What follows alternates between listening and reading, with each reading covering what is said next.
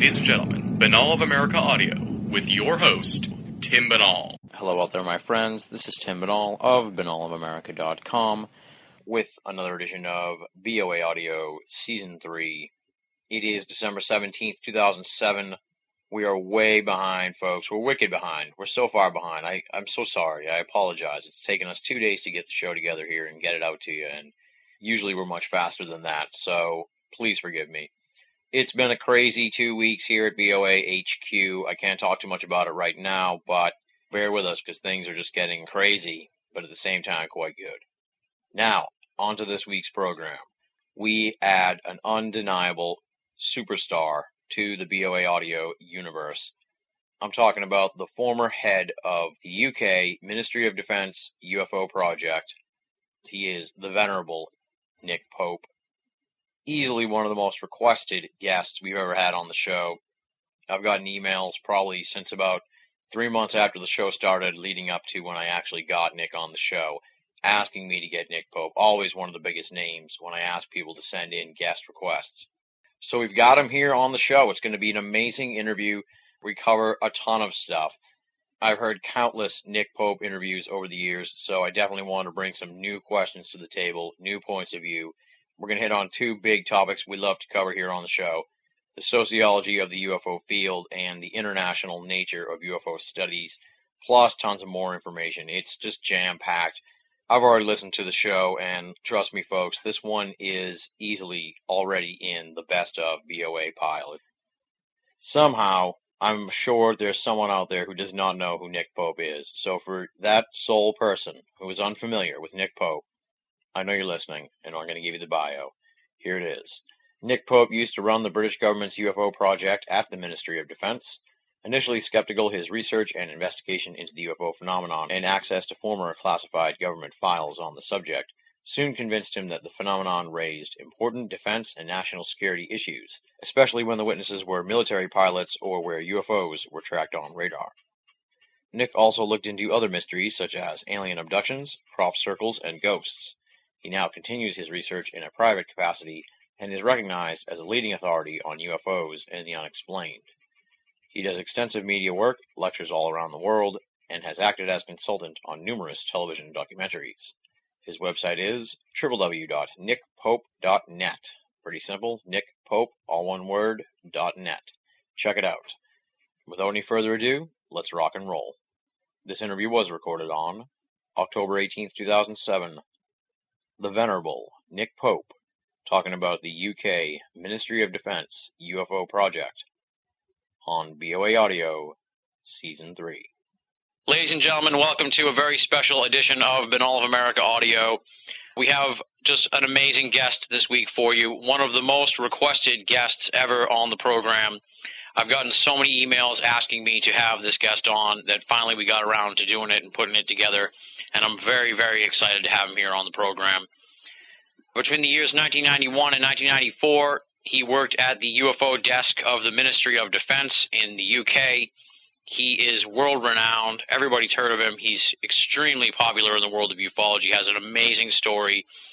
He's the author of 4 books: Open Skies, Closed Minds, The Uninvited, Operation Thunderchild, and Operation Thunderstrike. Direct from London, England, UK, Nick Pope, welcome to the program. Thank you very much. It's good to be on the show. Let's start out with the bio, the background.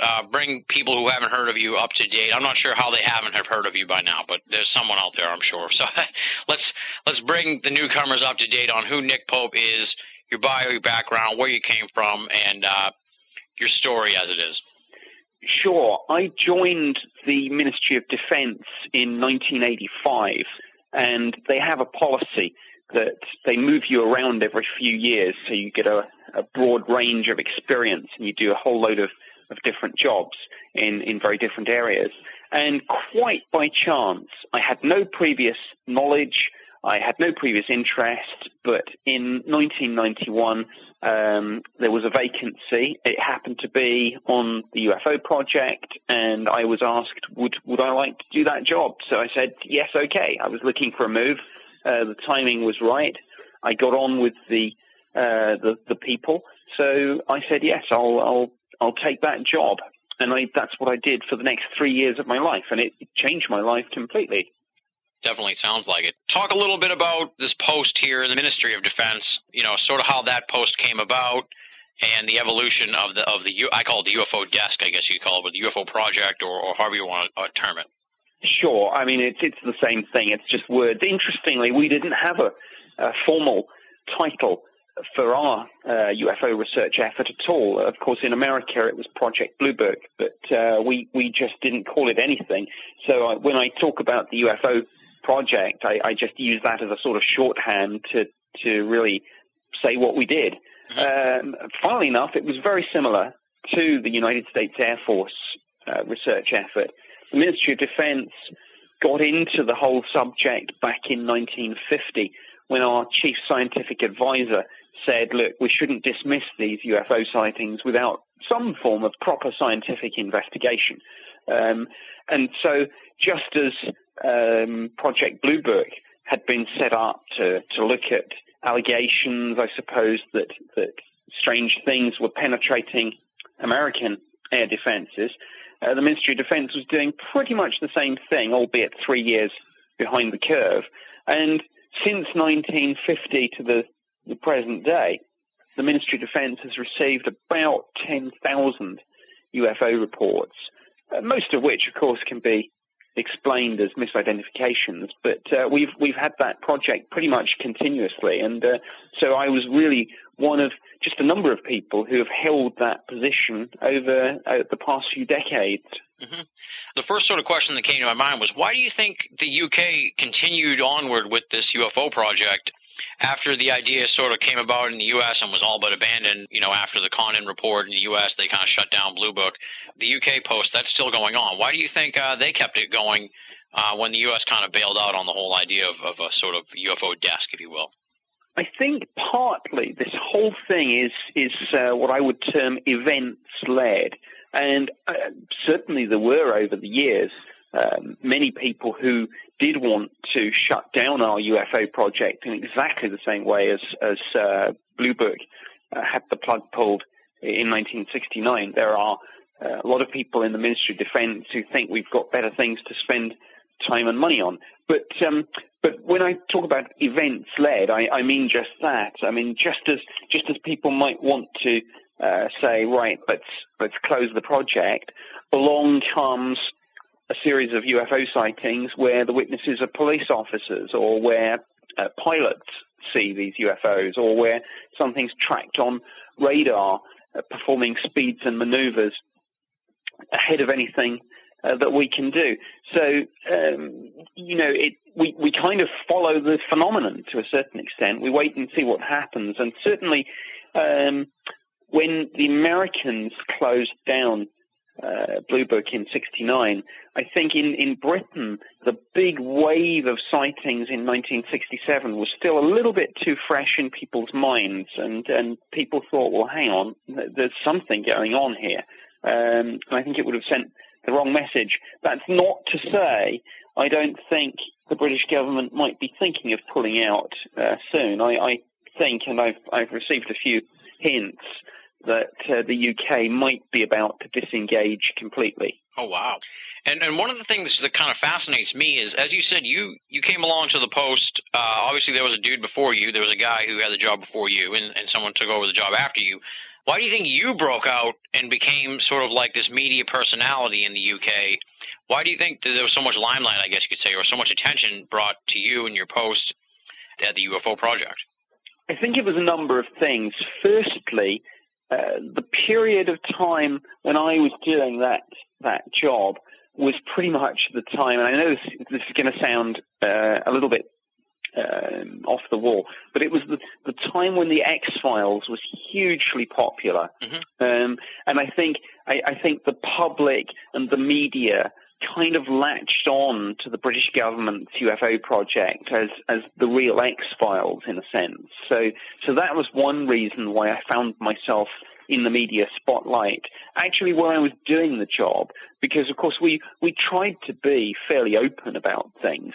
And I appeared on television, for example, as an official spokesperson for the Ministry of Defense.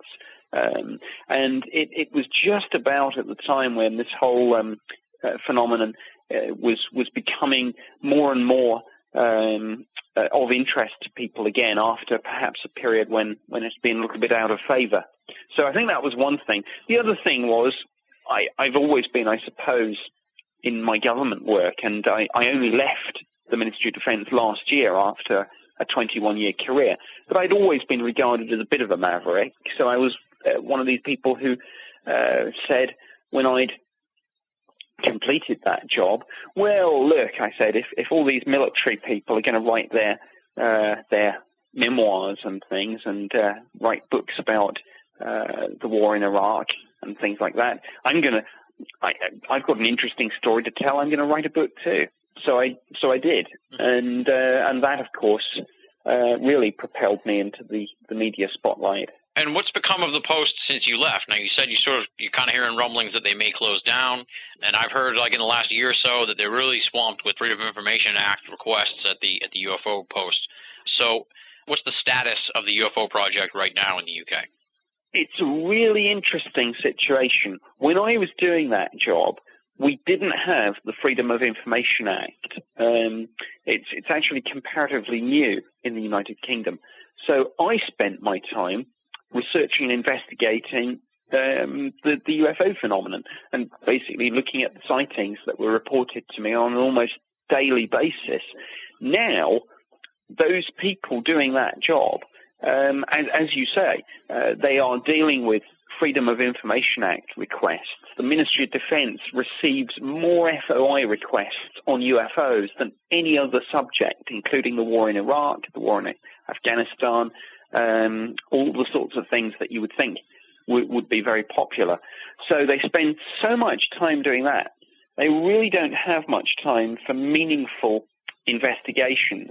And to give an illustration of that, when you look at some of the classic cases that have occurred in Britain over the years, the Rendlesham Forest incident from 1980, the Cosford incident from 1993, the case files on those sorts of sightings run to over 100 pages of documentation. Oh, wow. Earlier this year, we had a hugely significant sighting involving a pilot who was flying near the Channel Islands, and he and some of his passengers saw a UFO estimated at being up to a mile long, and it was tracked on radar. The Ministry of Defence case file just ran to 9 pages. So in a sense, I think they are already beginning to disengage from this subject, because you can't investigate a sighting like that and produce a case file of 9 pages. That's nonsense. Yeah. And if they shut it down, is it going to become like they're just going to announce, that we're closing down the UFO project, and that'll sort of be it? What do you think the reaction will be from the public if that happens? I think they'll do exactly that. I think what they'll say is that, and they may even quote Project Blue Book, they may even say, well, we, in common with the Americans, had a UFO project, but the Americans closed theirs down in 1969 because they said that 20 years of research had really produced nothing concrete. Well, we kept ours on a little longer, but frankly, we've got nothing concrete here. We have British troops in Iraq, in Afghanistan, deployed all around the world. We have better things to spend taxpayers' money on. We're out of the game. That's what I predict will happen, certainly within a year, if not considerably sooner. Oh, wow. Yeah, I think that will be a mistake, of course. I mean, my view is that when you have sightings, such as the one I mentioned a moment or two ago, where pilots are seeing UFOs and they're being tracked on radar, it seems to me a nonsense to say we're not interested. Yeah, exactly. Yeah, it'll be pretty surprising and disappointing, really. Now, during your tenure at the UFO Project, did you have a lot of interaction with some of the UK or US UFO groups? Did they sort of ever try and get in touch with you, or did they try and work with you or anything like that, or was it sort of like you tried to keep hands off in that area? Well, certainly my terms of reference were very much limited to the situation in the United Kingdom. Mm-hmm. So I really had very little interaction with American groups, although from time to time I was contacted and I tried to be as helpful as I could. What I did do, however, is engage quite proactively with various British UFO researchers and organizations. And what I basically said is, look, I said, I know that you, the UFO community, distrust the Ministry of Defense, and some of you may think that we are part of a cover-up. I said, look, my door is open. Let's talk. Let's exchange information. And it was interesting because some people took up that invitation and said, hey, this is great. Yeah, let's go and do just that. Other people said, whoa, this is some sort of disinformation operation. This is some sort of attempt to infiltrate the UFO community. This is some sort of Ministry of Defense ploy. And a lot of people were very suspicious. But I was genuinely trying to be as open and as helpful as possible because at the time we were talking about, not the UFO project, government more generally was talking about trying to be more open, trying to engage with the public more. So in a sense, I was really just reflecting a much wider government initiative, which ultimately led to our Freedom of Information Act, which, as I say, didn't even come into force fully until very recently. Yeah. Did you have any European counterparts as far as in the UFO realm go? Was this UFO project post sort of unique to the UK, or did you have sort of contemporaries and counterparts in other parts of Europe? Well, that's interesting. I didn't really liaise with them much because, as I say, my terms of reference were very much national. But of course, the French have done a lot of very good work on the UFO issue, and of course, famously, earlier this year opened their archives to the public, and Jacques Patenay from GEPRIN within the French National Space Agency has spoken very publicly about the French UFO files being opened to the public and being made available online. The Italian Air Force, they have looked at the UFO issue over many years, and I met at a conference a few years ago a colonel who was charged with that work. The phenomenon seems to be investigated on a very sort of ad hoc basis. Some countries seem to be quite interested and quite proactive, and they'll get their military, their government, their intelligence agencies looking at this. Other countries don't seem to be interested at all. It goes back to the point that, of course, the UFO phenomenon is a global one, but sadly, it is handled on a very national basis. Yeah. The Belgians, of course, had a incredibly interesting wave of UFO sightings running from 1989 through to 1990, culminating in the famous occasion on 30th of March 1990, where a UFO was tracked on radar, where two F-16 fighters were scrambled to try and intercept the UFO. So I did liaise through our British Embassy on that, because we had a very similar sighting in 1993. So there were things that I could do, but essentially most of my work was confined to the United Kingdom. Yeah. Maybe extrapolate on that 1993 case. I asked Nick Redfern, I told him I was talking to you for the interview, and he said, ask him about the 1993 Flying Triangle case that you contacted the U.S. and Belgium about. Can you talk a little bit about that case? This is probably Britain's second most famous UFO case after the Rendlesham Forest incident. It happened in 1993. By an interesting coincidence, it actually happened 3 years to the very day after the Belgian sightings that we were just discussing. These UFO sightings started at about 8:30 on the 30th of March, 1993, and the last one was at about 2:40 in the morning on the 31st. So they lasted for a period of about 6 hours, covered a number of different areas of the United Kingdom. We had about 60 reports, as I recall, at the Ministry of Defence, but clearly that was just the tip of the iceberg.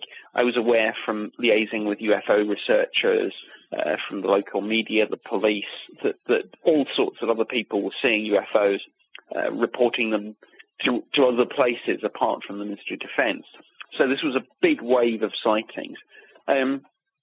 There are all sorts of strange stories from that night, from the farmer who came back. He'd seen a UFO sighting, and he came back to find all the cows in one of his fields standing in a circle facing each other. Absolutely weird sort of situation. Sounds like something out of the X-Files. A lot of police officers saw this UFO, and it flew over 2 military bases at Cosford and Shawbury. That's why Cosford and Shawbury are 2 Air Force bases. It was seen by a patrol of Air Force police at Cosford, and then it was seen by the Met officer at Shawbury. He described a vast triangular-shaped UFO flying fairly slowly over the countryside towards the military base, firing a narrow beam of light down at the ground, emitting a low-frequency humming sound. He said it was traveling very slowly. Suddenly, he said the light beam flipped off and the thing flashed away to the horizon. And he said, look, I work at an Air Force base. I've been in the Air Force for 8 years. I see military helicopters, Air Force jets almost every day. He said, this is many, many times faster than anything I've ever seen in my life.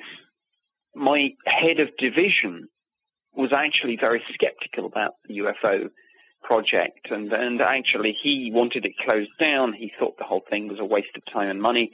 It was in his division, but he didn't particularly want it there. On this particular case, even he got very, very interested, and I'd seen him, I don't know, a handful of times in the year and a half that I'd worked for him, senior Ministry of Defence official. In the week after this incident, I'd seen him probably more times than I'd seen him in the last year. He was in and out of my office all the time, seeing if there were any new UFO reports that had come in.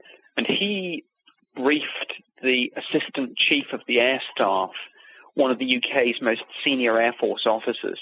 And his briefing, even though he was a complete skeptic on the UFO issue, it said, in summary, there would seem to be evidence that on this night, an unidentified object or objects was operating over the United Kingdom. Oh, wow. Now, that's a big statement. What I would also say is go on to the Ministry of Defence website. If anyone's interested in this, go on to the MOD website, which is just mod.uk. It's as simple as that. And into the search field, just put Cosford, COSFORD, and you'll get about half a dozen hits. It'll be very obvious which is the UFO file, and you will see 100 pages plus of documentation on this case. This is an investigation that I led. I think it's very important in a field where, frankly, there are an awful lot of dubious claims and such like.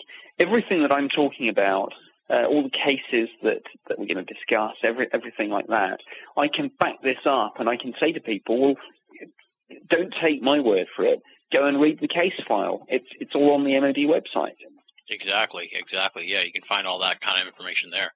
Now, I'm under the impression that you had, not obviously you, or maybe you, I'm not sure, but that the UK had contacted the US to find out if they were behind the flying triangle, and that they had kind of in turn sort of turned it around and thought maybe that the UK was behind it because they weren't, or they were wondering, well, we don't have anything to do with it. Do you?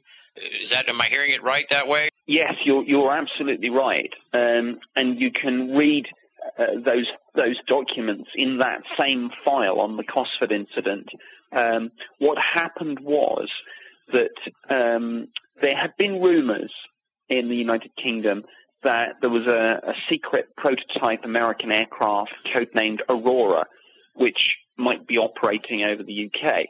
Now, actually, the UK asked the US government about this. The US government denied it, and British ministers stood up in Parliament and said no such aircraft is operating over the United Kingdom. What was interesting was that when we asked the Americans, look, do you have some sort of hypersonic aircraft, triangular, that can do these sorts of maneuvers, because we've been having these UFO sightings. Look, is there something that you've forgotten to tell us? and that's when the American government turned around to the British and said, no, but it's interesting you should say that, because we've had similar sightings, and we were wondering if you, the British government, had been test flying something, I guess, over places like the Hudson Valley, and forgotten to tell us. And we said, no, my goodness, we wish we did have something like that, but not in our wildest dreams. It's not us. So, of course, we were all left saying, well, if it's not us and if it's not you, who is it? And it's absolutely phenomenal sort of discussions to be party to. I mean, it really is like something out of the X-Files sometimes. It sounds pretty strange. Now, how would you describe not so much what the government end of it now, but how would you describe the civilian end of the UK UFO scene, if you will? And I know it sort of peaked out in the 90s with the popularity of the X-Files and stuff like that, and I'm under the impression it's sort of in a little bit of a recession over there as far as UK UFO interest. But how would you describe the UFO scene over there in the United Kingdom? Yes, it's a little bit fragmented, but I wonder whether that isn't the case in a number of countries. I think that the rise of the Internet, nowadays, every researcher can have a really good website. Every group with as few as 2 or 3 people can give themselves a fancy name and such like. Yeah. I mean, in the old days, there were perhaps 2 or 3 big UFO groups in the UK. Now it's fragmented. Everyone's doing their own thing. In a sense, that's fine. I mean, it's the democratization of ufology. But in a sense, it's become a little bit fragmented as well. I mean, for example, when Graham Birdsall's UFO magazine was at its peak, it was on the newsstands. It was getting 15 or 20,000 readers every issue. When they put on conferences, they would get 600 or 700 people in. I can't remember when I last heard of a UFO conference in Britain that had more than about 100, 150 people. Yeah. So I don't think that necessarily means that the subject is less popular. I think it reflects a change in the way that people now get involved in this subject. I think now it is all podcasts and blogs and email lists and discussion forums. And the old days of big annual conferences and UFO groups with monthly meetings, that maybe is something that's on the way out. I think it's, as I say, it's not that interest in UFOs is lessening. It's just that people are getting involved in different ways. Definitely, and it seems to be that seems to be the case also here in the U.S., so it's not just a UK type of thing. Yeah. Now, I think, and what's slightly dishonest is where skeptics try and say, well, the subject's dying. There's no real interest in this anymore. It's sort of ufology is dead. I think that's nonsense. It's not dead. It's just being done in a very, very different way. Yeah. And how would you say the FOIA has changed the scene over there in the UK? Because you said, they're really looking at older cases now a lot, and maybe some of these new cases are kind of falling by the wayside because a lot of people are focusing on the older cases now that they can get the information. Talk a little bit about how that FOIA has become a sea change over there in the UK. Well, like I say, the Ministry of Defence gets more FOI requests on UFOs than any other subject. So it is a big job. It's stopped the Ministry of Defence really doing meaningful investigations because the people on the UFO project have to give priority to FOI because, of course, if they don't, they're in breach of the law. So that's the first point. The second point is, I think, that there is big interest in this, and there are whole files now available at the National Archives in Kew. This is a part of London where our National Archives are based, and there are dozens upon dozens of UFO files there. But increasingly, the Ministry of Defence is trying to scan onto its website as much UFO information as possible. And that, I think, is going to be the future. Everyone nowadays, people don't want to travel to the National Archives, to have to spend a whole day trawling through paper files. People want everything online at the click of a mouse. Mm-hmm. So the Ministry of Defence is putting a lot of effort into to doing this.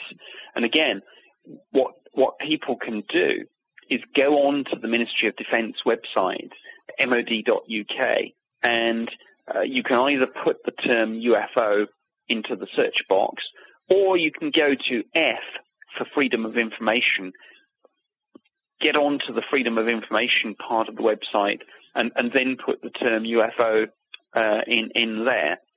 The Ministry of Defence is still, I think, working out how best to present this information in a user-friendly way. But there is an awful lot of documentation out there, and there is a lot more to come. In fact, the British government is considering doing what the French government did earlier this year and release the whole lot, simply because the burden of responding on a case-by-case basis to an ever-increasing number of FOI requests, that burden is becoming intolerable. So the easiest thing to do is release the whole lot and say, look, there it is. That's everything we've got. And these UFO files, that's the kind of stuff that you were handling when you were at the UFO Project, right? I guess the question is, when someone reported a UFO sighting and you investigated it, would they ever get any information back? I would try to, certainly when I was doing the job, I would try to get back to anyone that made a report and give them our best assessment of what it was, which, of course, in most cases was a conventional explanation. So in many, many cases, I would write back or telephone back or contact the person and say, look, we've investigated this case. It transpires that on the date in question, in the location where you saw your sighting, there was a military exercise being carried out at night using flares, and we think that this is what you saw. The files, yes, the files can be case files of UFO sightings, but equally they can be files relating to the way that this subject is raised from time to time in Parliament.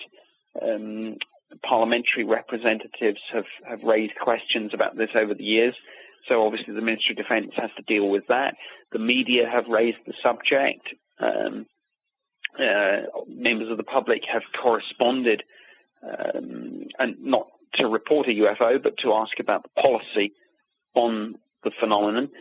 So there are many, many different types of files, not just the sightings, but the policy files as well. So there's an awful lot of information. And of course, it's a big job to scan that all onto the internet. And the other point is there are still parts of those files that can't be released, not least basic things like the names and addresses of witnesses, because, of course, we have privacy laws here in the UK, as many countries do. Mm-hmm. And if you report a UFO to the government, you probably don't want the media knowing your name. So, of course, we can't release the names and addresses of witnesses. Yeah. There are other things, of course, as well that we can't release. Technical information about the capabilities of military radar, information passed to us in confidence by other countries. So it's not quite as easy as some people think to say, open up your UFO files. You've actually got to go through everything very, very carefully. Yeah, exactly. Now, you kind of touched on this a little bit, but maybe extrapolate a little more on your perspective of being in ufology and sort of coming from that other side, you know, how the government's always sort of seen as the enemy, and for many people in ufology. You say that there's not a cover-up, and I believe that you believe that, but talk about how it may be frustrating to deal with the people that are always trying to get you to slip up, or are disappointed that you're not going to blow the whistle on some big thing, or all those strange feelings you must get from all the various people in the world of ufology who want a different sort of situation to come out of this. Sure. I mean, I'm not saying that somewhere, probably not in Britain, but somewhere, there isn't a crashed UFO in a hangar somewhere and alien bodies. But what I'm saying is, if there are such things, I have never seen them myself, and I have never been briefed on them, and I have never picked up the slightest hint from my official work that such things exist. So all I can do is call it how I see it and say, look, I haven't seen these things.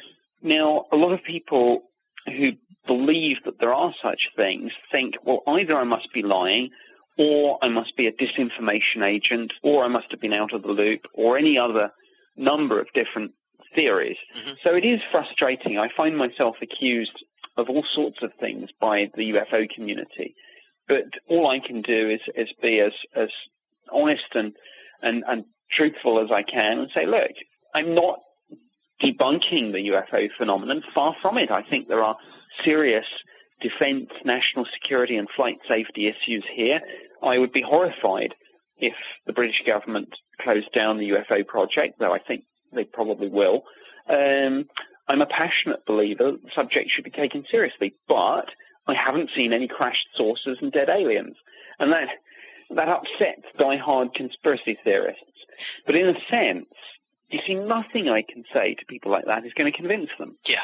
So in a sense, there's no point in my even engaging with people who so strongly have those beliefs, because my denial will simply be seen as lies and disinformation. So I'm in a lose-lose situation. Yeah, exactly. And that's one of the big problems, I think, with ufology, in that here you are, a highly credible former government employee of the British government, you know, and you're pro-UFO, you're pro-serious UFO investigation, but because you're not saying exactly what a lot of people in ufology want to hear, they're not embracing that with the gusto that they should, and that's disappointing. It is disappointing, and the worst thing is that actually I think the demonization of government and military by the UFO community is just about the most destructive thing in the entire phenomenon, because if people would simply sort of acknowledge that, look, governments are in a difficult position here. There are sightings, undeniably, all around the world that governments and the military can't explain. What actually should be happening is that there should be serious discussion between governments, the military, the scientific community, the intelligence community, the public, the elected representatives, and people should be saying, look, let's work on this in a collaborative way. But when a small handful of conspiracy theorists absolutely demonize government and the military and accuse anyone who has been involved in this subject from an official side of being part of a cover-up, it's no wonder that governments and the military sort of take a step back and say, well, why should we talk to these people? Yeah, exactly. Yeah, it's something that needs to change, I think. I mean, another classic example is the dogfight between the ufology and scientists, radio astronomers doing SETI. Mm-hmm. To me, it seems that these are two different groups of people who, broadly speaking, are interested in the same thing but approaching it with a different methodology. Well, shouldn't these two groups of people sit down and talk to each other and say, well, that's not the way we do things, but hey, we're after the same thing, so let's talk. But what actually happens is UFO people kind of accuse the SETI community of being part of the cover-up, and the SETI community accuses the UFO lobby of being a bunch of nutcases. So this is hardly conducive to the proper taking forward of a very serious issue. Exactly. Yes, definitely. Just to give people an idea, sort of like what an average day in the life of the UFO project is, take me through sort of what would be like an average case that you would get and how you'd sort of go through looking at it. Okay. Well, the average day would be getting in and then finding, because of course proportionally quite a lot of the sightings are actually at night. So what I would do is that I would come into the office somewhere between 8 and 9 o'clock in the morning, and I would receive reports of any UFO sightings that had been phoned in during the preceding night by the duty officers. And then essentially I would begin an investigation, and it would go something like this. The first thing that I would do is almost just apply common sense. I would take a look at the information and say, well, what does this sound like it might be? Because statistically, historically, we knew, both from Blue Book and from our own files, that most UFOs would turn out to be misidentifications. So what I would do was apply a bit of common sense and say, well, okay, if you're dealing with a bright white light and a red and green light either side, that's probably an aircraft. I mean, in a sense, it's as simple as that. But what I would then try and do is basically a detective job. I would have, for example, all sorts of information available to me. I would have information on flight paths. I would have information on where military exercises were taking place. I would have all the information about weather balloon launches, satellite paths. I would have astronomical data. I would have information about airships, all this sort of thing. And what I would then do is try and correlate the UFO sighting with all of this information that I had. Another big part of any UFO investigation, of course, is radar. And I would engage with the Air Force specialists and say, right, we've had a UFO sighting in this location at this time. Let's have a look at the radar tapes and see if there's anything unusual there. Let's liaise with the local police. Let's see if we can find out whether they were alerted to anything unusual, or indeed whether they had reports of other sightings. And as we touched on earlier in the interview, I would speak to the UFO community themselves and say, look, we've got an interesting sighting here. Have you got anything? So that was the sort of bread and butter of the job, the day-to-day business of doing it. So in a sense, although we talk about the real X-Files, there was no running around in warehouses with torches and guns. It was rather more scientific and methodological in its approach. So you never had to kill anybody? No, absolutely not. Oh, that's disappointing. Now, I saw that you estimated 80% can be explained. 80% of the cases that you got can be explained. 15% insufficient evidence, insufficient information. And then there's the 5% of cases that cannot be explained. For those 5%, what became of those? Did they get put into a special file, or they sort of just, mixed in with all the rest? This is a complete catch-22. Yeah, they weren't separated out, so they're all in the same files. The UFO files tend to be organized just by date. So sometimes you'll get a file which will just be all the UFO sightings that occurred in one particular year. And that's the most common way it's been done. So they're not split out into identifieds, unidentifieds, or insufficient data. They're all just there in date order. And, you'll go through them and you'll find some probably just aircraft lights and some very interesting. But as to what you do with them, this was, of course, the ultimate frustration.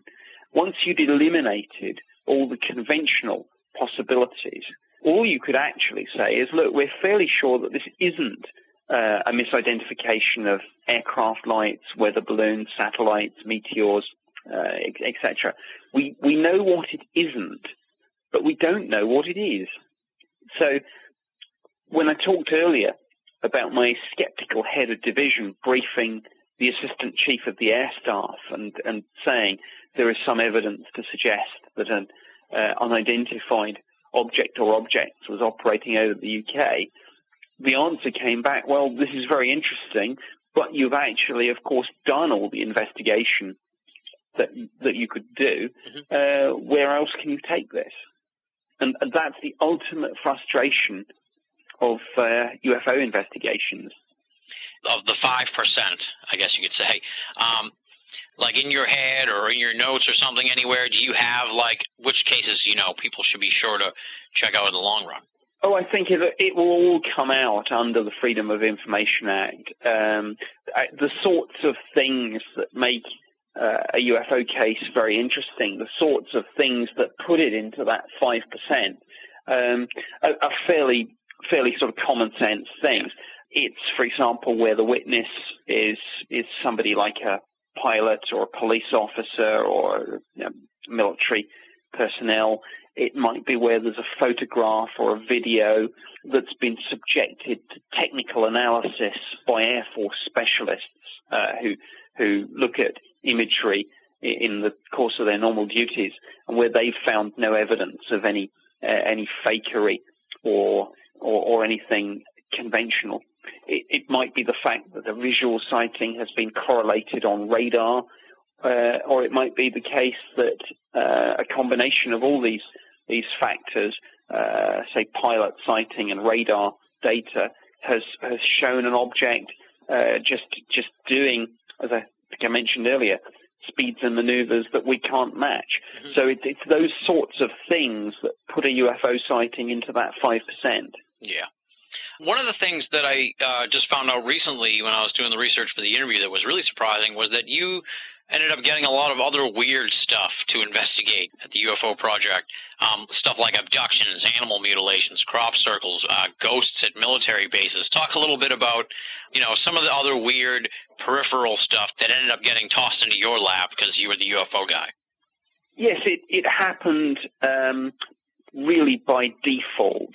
This was not in my formal terms of reference, but you simply can't be looking at UFOs without finding that anything else weird and wonderful comes your way, simply because there's nowhere else to send it.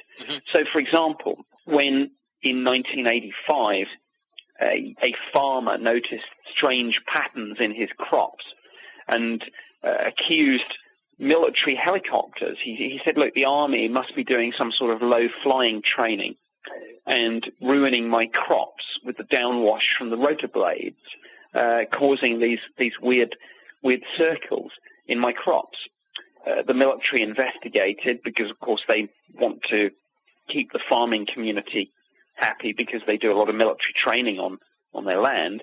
They said, look, it's not us. It's impossible for a helicopter to cause these sorts of patterns, but we'll send a report to the Ministry of Defense. Well, the only place they could send that report was the UFO Project, because that was the only thing they could think. Where else do you send reports of strange phenomena? So, yes, we found ourselves getting all sorts of things. I've spoken to many security police personnel who guard military establishments. Very tough people, with guard dogs, guns, all that, scared to go in particular areas because they say, well, it's haunted.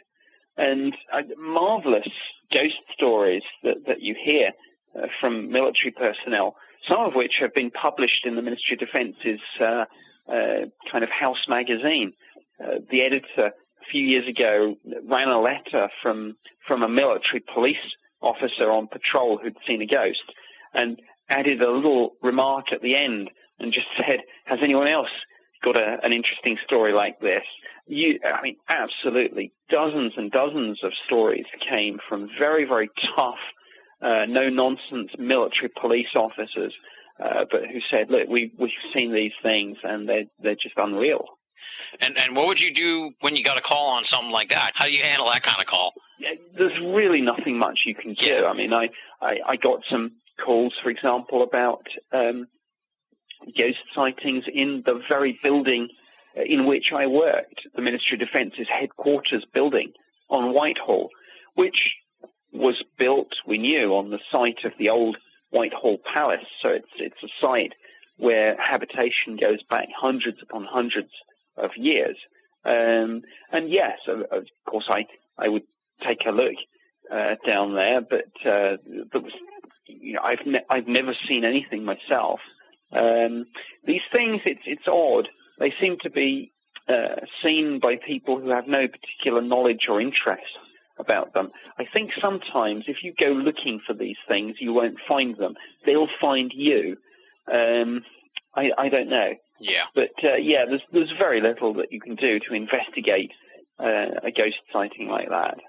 I noticed that you sort of kind of moved into the abduction realm. You seem to have an interest in abduction. You've done some work with abductions. I heard you talk to about 100 different people with abduction stories.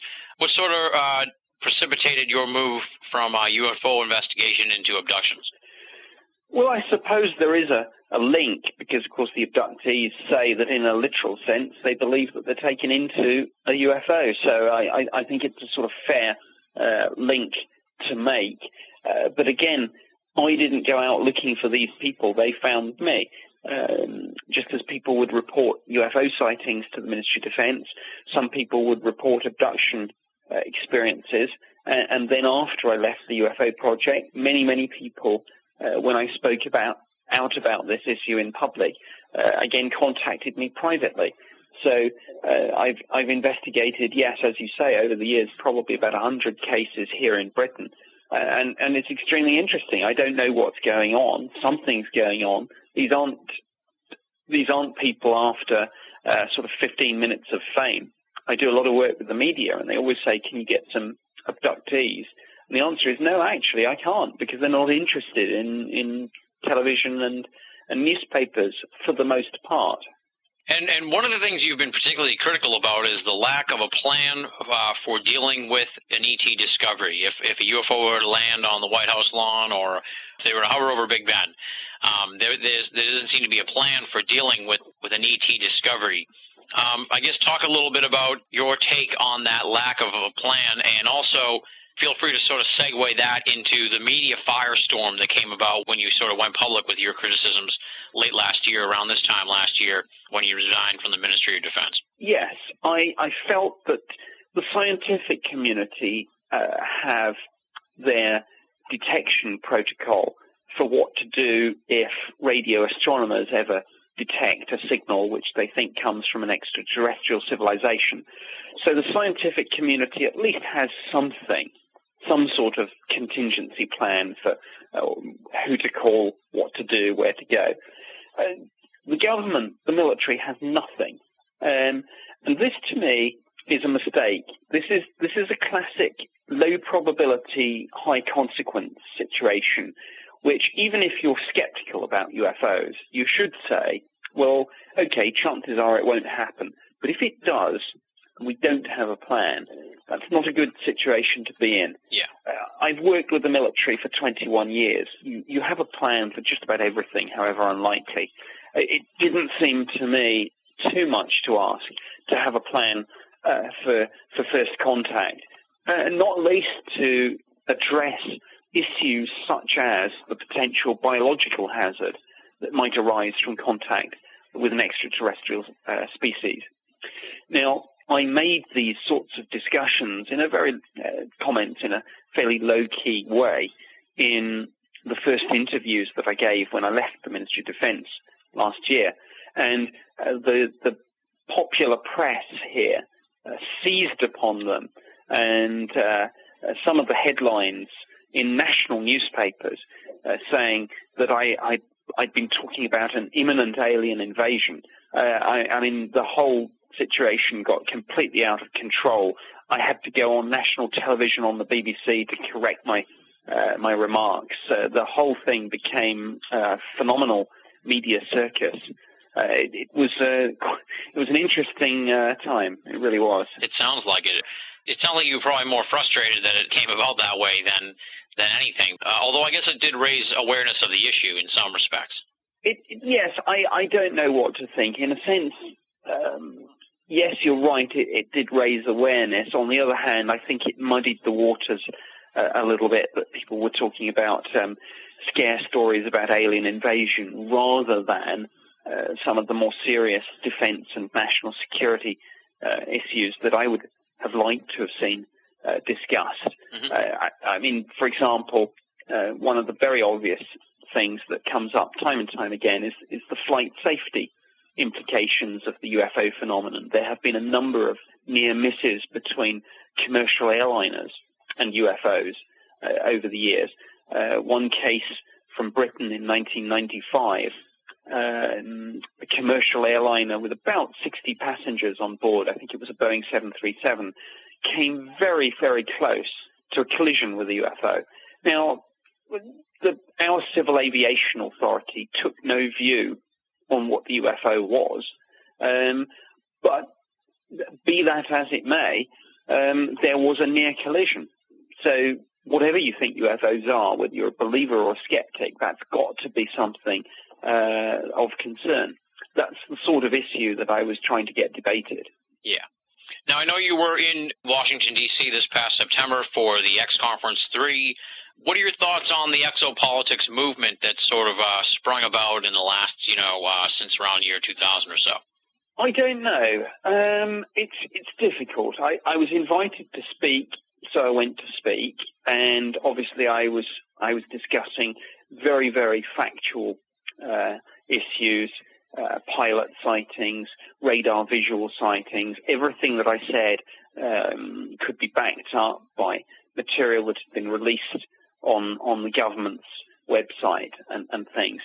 Exopolitics, I think, is rather more difficult to back up. I mean, there are some extraordinary stories doing the rounds, which are not perhaps verifiable in the sense that the information that I'm coming out is. I mean, clearly all these people are very, very well-intentioned and enthusiastic, but quite where exopolitics fits in with what I would call the more mainstream ufology, where people are very much looking at radar tapes and sightings from police officers and military personnel and analyzing photographs and videos in a scientific way. I don't know. These are two slightly different approaches. I'm not saying that it's the wrong way to do things. It's just a different way of doing things. It's not necessarily the way that I do things,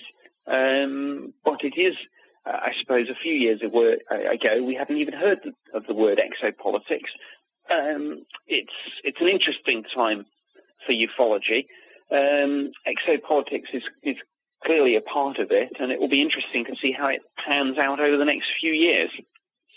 One of the other things that you've recently kind of got involved in is the 9/11 movement. You're in debates and such. You're on the, you're sort of defending the U.S. side in the 9/11 story, that kind of thing, and you're taking the reverse side, I guess you could say, of the 9/11 truth movement perspective. How did you get interested in this whole branch of, the esoteric? It's kind of a completely off the beaten path of the UFO world. How did you get involved with this, and how did you sort of become a part of the other side of that debate?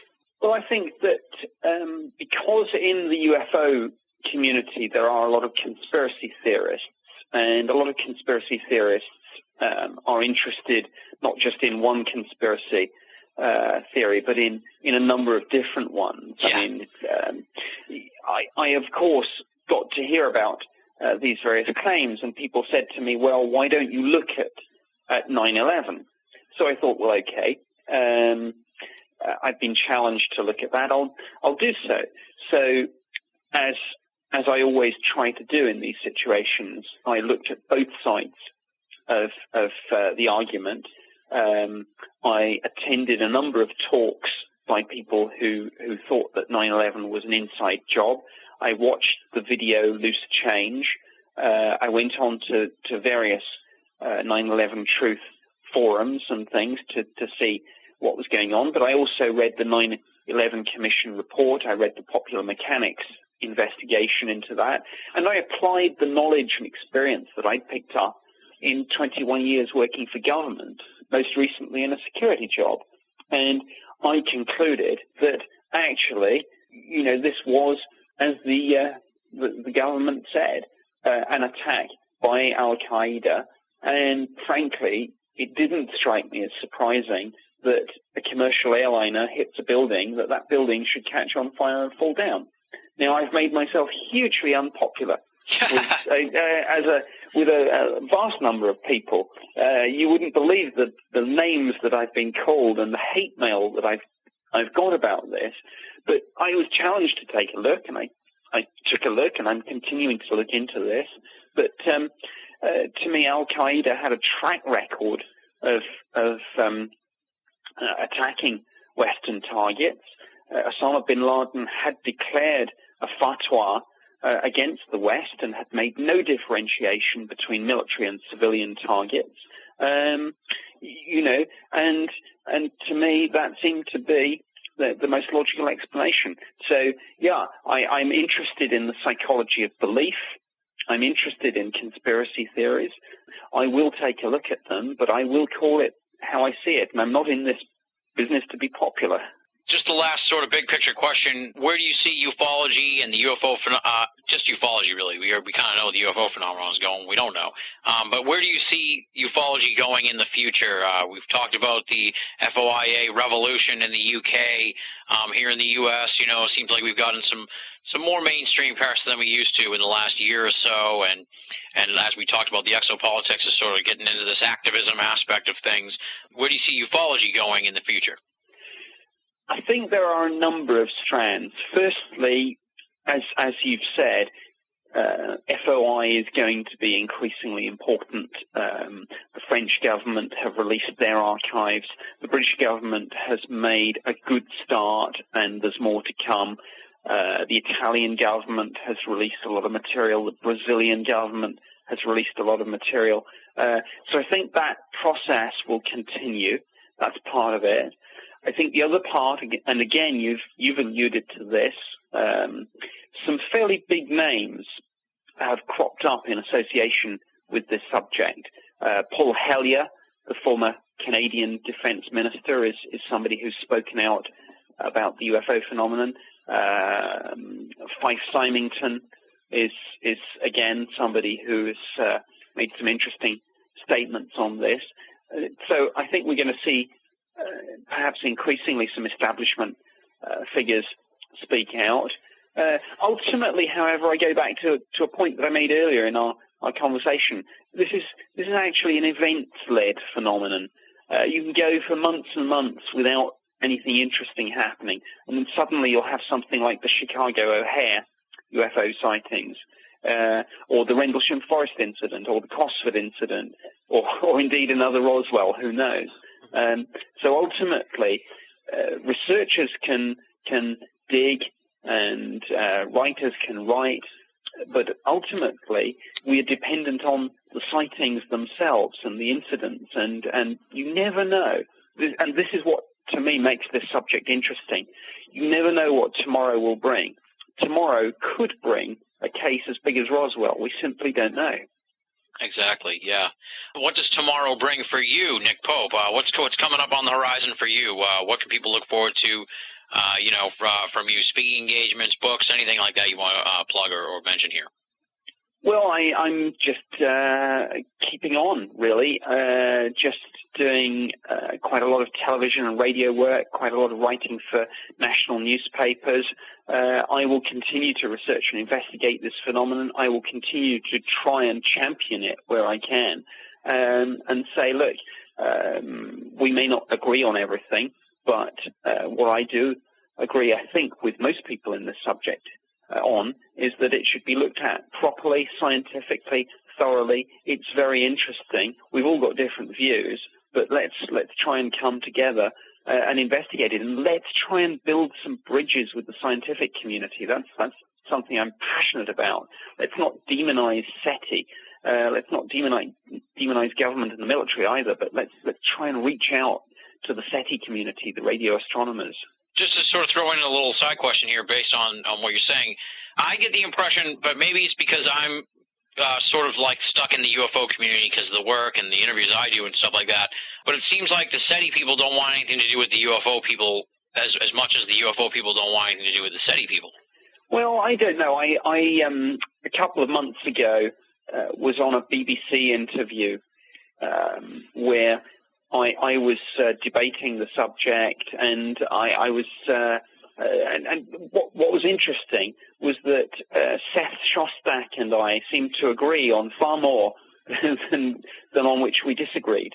And actually, I think like many things in life, if you just sit down and talk to people, you actually find out you have far more in common than you have setting you apart. So I think that's what I would urge, dialogue. I mean, it has to be a two-way process, of course, but I think actually if the SETI community and the UFO community took that little bit of time to just sit down and get beyond the sound bites, they'd realize they were actually after the same thing, but just doing it in different ways. All right, well, it's important to keep that in mind.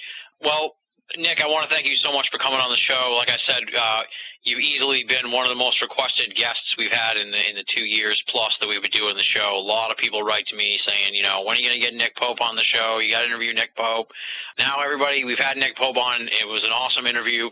Hopefully we covered some ground that hasn't been done in any of your many media appearances, and I had a great time talking to you. The ufology world needs more people like you. I can't thank you enough for coming on the show.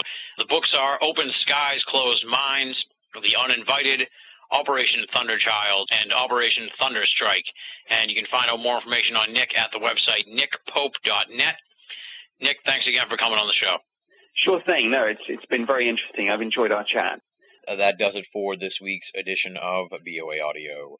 Big thanks to the venerable Nick Pope for coming on the show.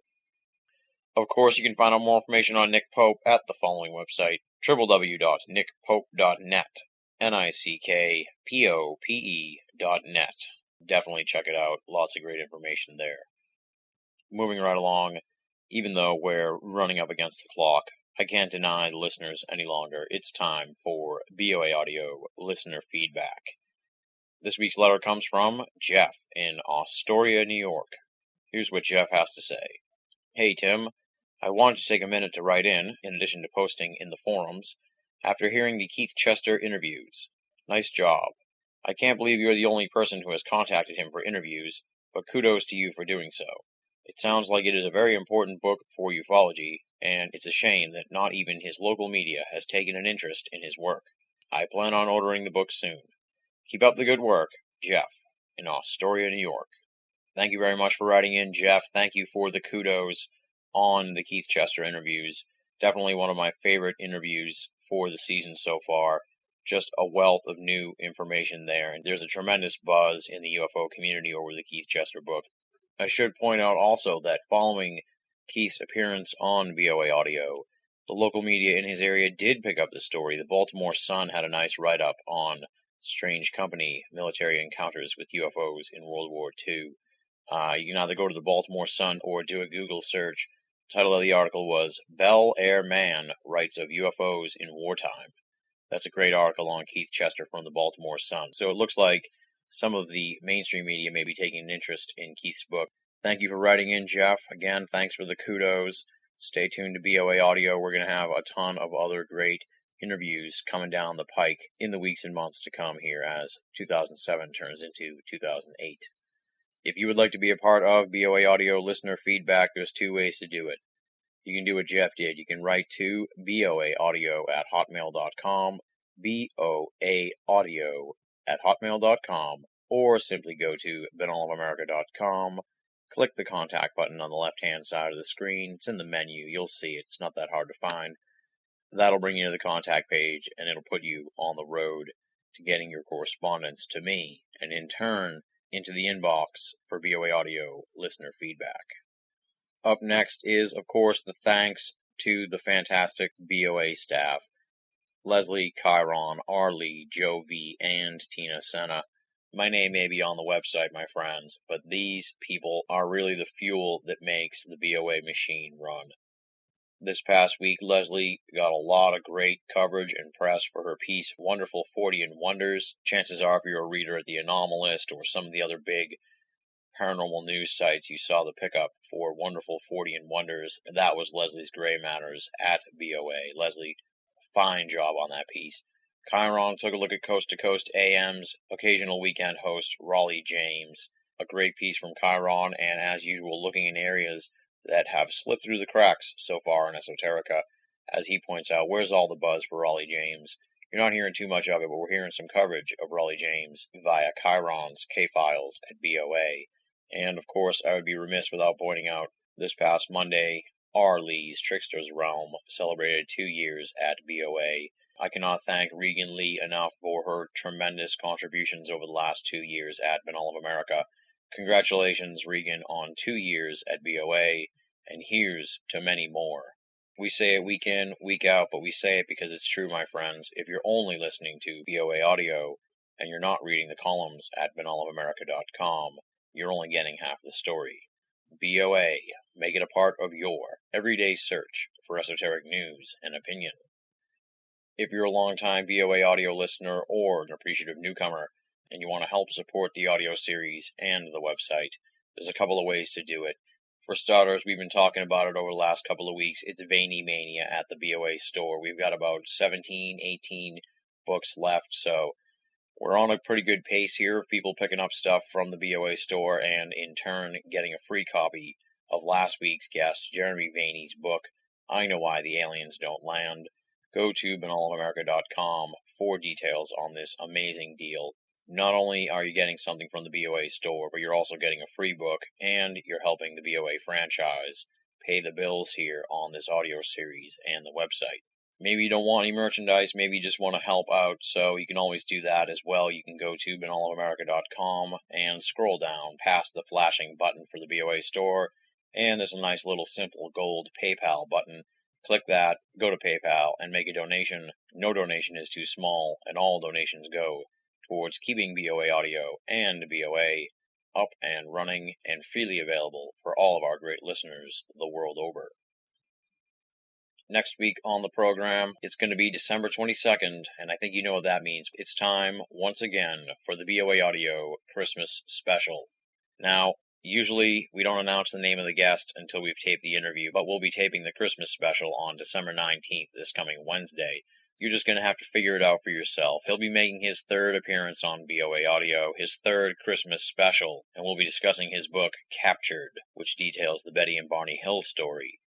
So there's your teasers for you. Should be easy to figure out, but we won't say who it is exactly until I have the interview on tape and ready to roll out for you folks in the great listening audience.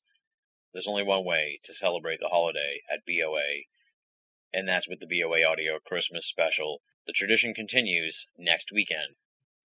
On that note, we wrap it up for the week. Thank you folks so much for listening. 1,000 apologies for the lateness of this week's episode.